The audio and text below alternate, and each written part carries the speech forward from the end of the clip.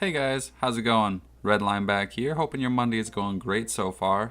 Today we're going to take a look at Fallout 76 NPC interactions and just how they affect the storyline of the game.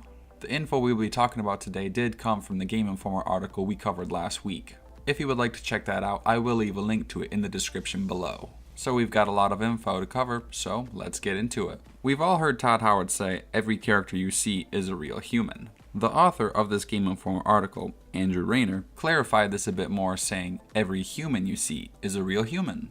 We are told there will be other intelligent NPCs within the game that have an AI we can talk to. Robots, schools, the Scorched, etc. Many of these intelligent NPCs will be how we obtain quests or perform certain interactions such as buying and selling. Now, the big difference between Fallout 76 and previous installments of the game is that we don't have the ability within our dialogue with these intelligent NPCs to steer the direction of the conversation. This means that talking to NPCs won't be like the traditional Fallout conversations where you can say something positive, negative, sarcastic, neutral, or anything for that matter. We will simply activate them and then they will say their dialogue. We are told this is the case with most of the NPCs, so there might be some that we can converse in depth with. Alternatively, this could be referring to NPCs that we trade with, where we could choose to talk to them or to trade with them.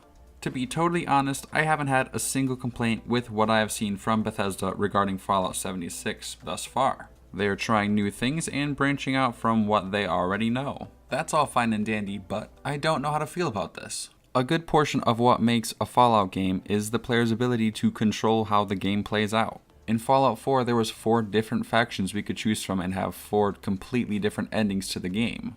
Every interaction we had was a choice we had to make. It was both exciting and nerve-wracking. For Bethesda to remove this aspect of their games from Fallout 76 seems like a mistake to me. This turns the versatile NPCs into quest objectives that we just have to activate in order to move on to the next step of the quest. We've all had games where we just button mash in order to end conversations sooner, and I don't think any of us want Fallout 76 to be that kind of game. To top this off, we are told that the Overseer's quest, the main quest, will eventually bring us to where we can launch nukes. This will be the endgame of the main quest line. We can't be sure, but it sounds an awful lot like this will be the only quest line within the game. We can deviate and do side missions or mini quests, maybe a few events here and there if we want. But as far as the main quest goes, it'll be the same for everyone. Though I am disappointed that this will most likely be the case, I am hopeful that Bethesda knows what they're doing. So that's all I've got to say on dialogue, but while we have the Overseer's quest fresh in mind, let's talk about that for a minute. When I'm not making video or playing Fallout 4, I look through social media to find out what people are talking about, get ideas, compare theories regarding Fallout 76. One theory I've seen come up more than once is the idea that the Overseer of Vault 76, our Overseer, is actually a robot. I took a look at the evidence we have for this.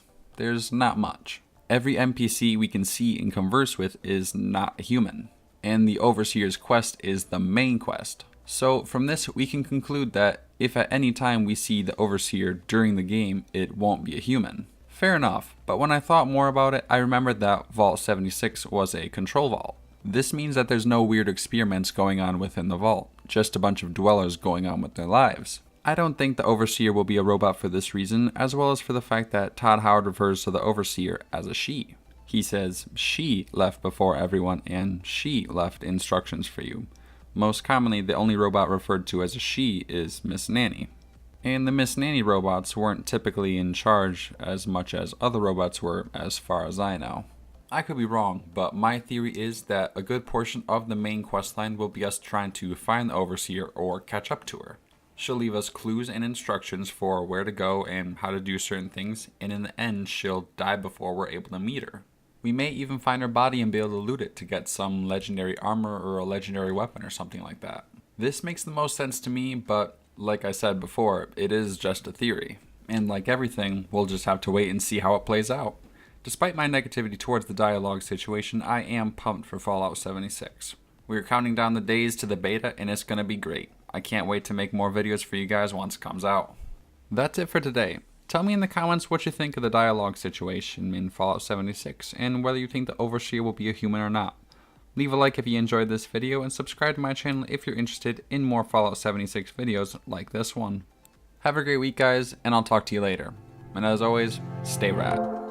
See ya.